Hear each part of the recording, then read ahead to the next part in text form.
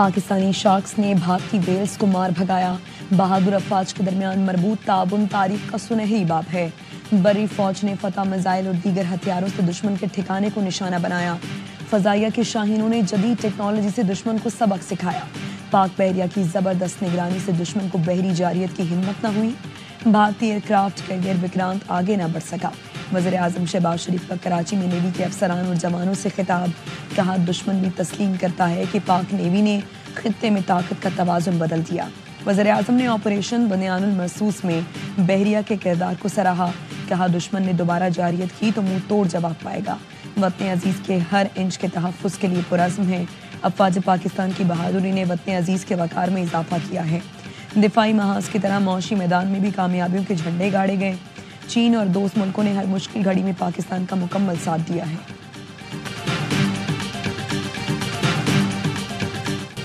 وزیر اعظم کی Pakistan navy dockyard آمد پر نیول چیف ایڈمرل نوید اشرف نے استقبال کیا۔ Army chief general Asim Munir, air chief marshal Zaheer Ahmed Babar Sidhu بھی موجود تھے۔ وزیر اعظم شہباز شریف نے PNS تیمور کا بھی دورہ کیا۔ ISPR کے مطابق کمانڈر پاکستان فلیٹ نے پاک بحریہ کی آپریشنل تیاریوں پر بریفنگ دی۔ وزیر اعظم کو نیوی کی موجودہ تیاریوں اور اسٹریٹجک اہداف پر بریفنگ دی گئی۔ وزیر اعظم کی نیوی افسران اور جوانوں سے ملاقات، جذبے اور پیشہ ورانہ صلاحیتوں کی تعریف۔ وفاقی وزیر خواجہ آصف، احسن اقبال، عطا تارڑ اور خالد مقبول بھی ہمراہ تھے۔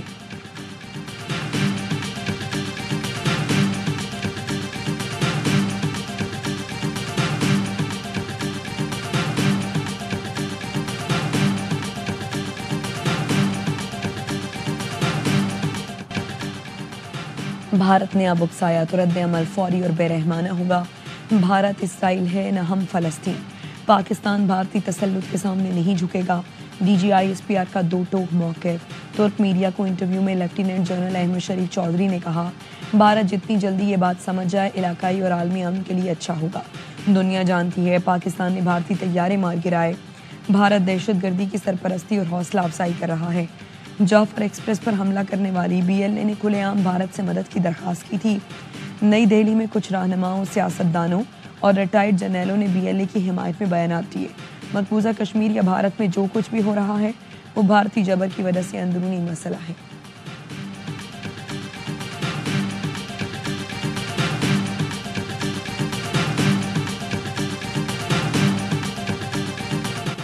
بھارتی اسپانسرڈ دہشت گردوں کی شامت آ گئی۔ سیکیورٹی فورسز کی بلوچستان میں 2 کارروائیاں۔ BLF کے 3 دہشت گرد مارے گئے۔ آواران کے علاقے گشپور میں انٹیلیجنس بیسڈ آپریشن۔ فائرنگ کے تبادلے میں 1 دہشت گرد ہلاک، 2 زخمی۔ بھارتی اسپانسرڈ ہلاک دہشت گردی شناخت یونس کے نام سے ہوئی۔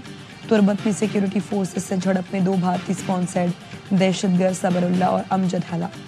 ISPR کا کہنا ہے ہلاک دہشت گرد قانون نافذ کرنے والے اداروں، شہریوں پر حملوں میں ملوث تھے۔ سیکیورٹی فورسز بلوچستان کا امن اور استحکام سبوتاژ کرنے کی بھارتی پراکسیز کی ہر کوشش ناکام بنا دی گی۔ صدر، وزیر اعظم اور وفاقی وزیر داخلہ کا کامیاب کارروائی پر فورسز کو خراج تحسین۔ کہا سیکیورٹی فورسز نے پیشہ ورانہ مہارت سے بھارتی ایجنڈے کے خلاف بروقت کارروائی کی۔ پاکستان میں امن و امان کو نقصان پہنچانے کے بھارتی عزائم خاک میں ملا دیں گے۔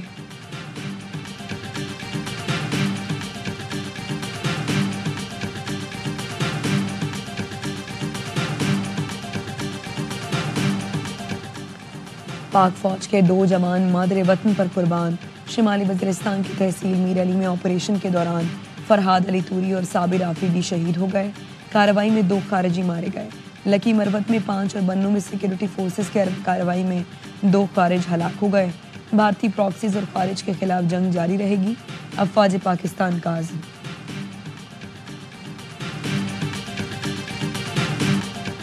نائب وزیر اعظم اسحاق ڈار 3 روزہ دورے پر چین پہنچ گئے۔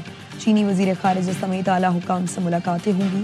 روانگی سے پہلے گفتگو میں کہا بھارت کا بلیم گیم بے نقاب ہو چکا۔ پاکستان نے دنیا کے آگے ثابت کیا بھارت کے تمام الزامات غلط ہیں۔ افغانستان کے عبوری وزیر خارجہ امیر خان متقی آج بیجنگ پہنچیں گے۔ پاکستان، چین اور افغانستان کے وزرائے خارجہ ملاقات کریں گے۔ چینی وزارت خارجہ کا کہنا ہے اسحاق ڈار کا دورہ نشاندہی کرتا ہے کہ پاکستان چین تعلقات انتہائی اہم ہیں۔ پاکستانی حکومت چین پاکستان تعلقات انتہائی اہم سمجھتی ہے۔ پاک بھارت صورتحال پر چین کئی بار اپنی پوزیشن واضح کر چکا ہے۔ چین کی خواہش ہے پاکستان اور بھارت کے درمیان بات چیت جاری رہے۔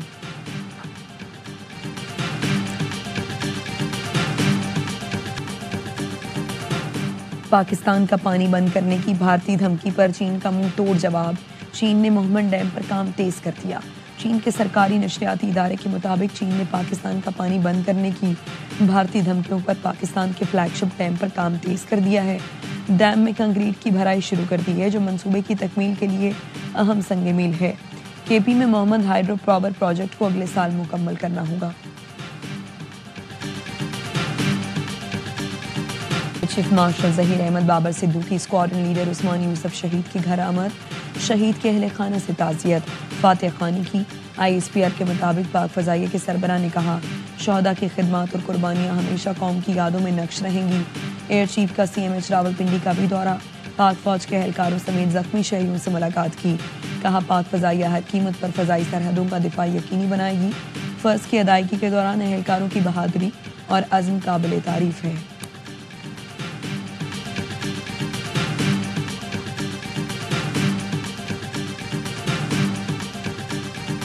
پاکستان نے شاہین میزائل سے متعلق بھارت کے بے بنیاد دعویٰ مسترد کر دیا۔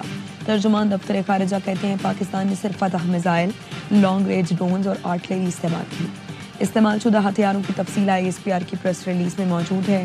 بھارتی میڈیا کا شاہین میزائل سے متعلق پروپیگنڈا حقائق کے منافی ہے۔ بھارتی فوج نے ویڈیو جاری کی اور جھوٹا دعویٰ پکڑے جانے پر خود ہی ڈیلیٹ کر دی۔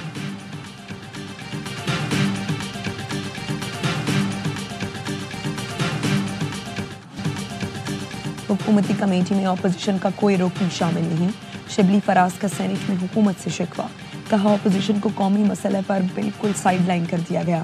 اقوام عالم میں بانی پی ٹی آئی کی پذیرائی ہے، ہماری بات زیادہ مؤثر ہوگی، ہم اراکین کو اپنے خرچے پر دنیا میں بھیجیں گے۔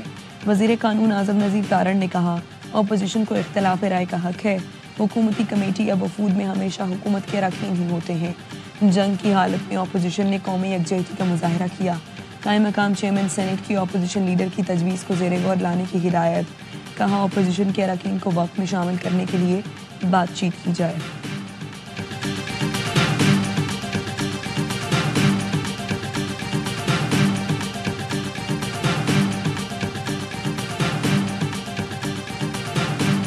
اسپیکر کے خلاف جو تحریک عدم اعتماد تھی وہ جو ڈسکس ہوئی ہے وہ تو اس کے اندر چھپانے کی کوئی بات نہیں ہے۔ محمود خان اچکزئی صاحب نے بالکل پرپوزل دیا تھا۔ مسئلہ یہ ہے کہ ہمارے بہت سارے ممبران جو ہیں وہ پاکستان سے باہر ہیں، اس کے اوپر پولیٹیکل کمیٹی اور کور کمیٹی جو ہے تحریک انصاف کی وہ اپنی حکمت عملی جو بھی دے گی اس کے مطابق ہو جائے گا۔ اسپیکر کے خلاف تحریک عدم اعتماد کی تجویز محمود خان اچکزئی نے دی، پی ٹی آئی کی سیاسی کمیٹی تجویز پر اپنی رائے دے گی۔ معاملے میں تاخیر کی وجہ بانی پی ٹی آئی سے ملاقات میں نہ ہونا ہے۔ سنی اتحاد کونسل کے سربراہ حامد رضا کی اے آئی نیوز سے گفتگو، اسپیکر ایاز صادق نے کہا سنا ہے میرے خلاف تحریک عدم اعتماد لائی جا رہی ہے، جو دوست یہ شوق پورا کرنا چاہتے ہیں کر لیں۔ پی ٹی آئی کے بہت سے اراکین تحریک عدم اعتماد لانے والوں کا ساتھ نہیں دیں گے۔ چیئرمین پی ٹی آئی نے تحریک عدم اعتماد سے متعلق خبریں بے بنیاد قرار دے دی، کہا پی ٹی آئی کا ایسا کوئی ارادہ ہے نہ بانی نے ہدایت دی۔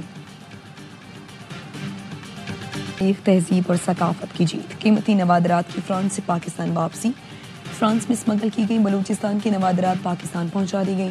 فرانسیسی حکام نے نوادرات پاکستانی سفارت خانے کے حوالے کر دی۔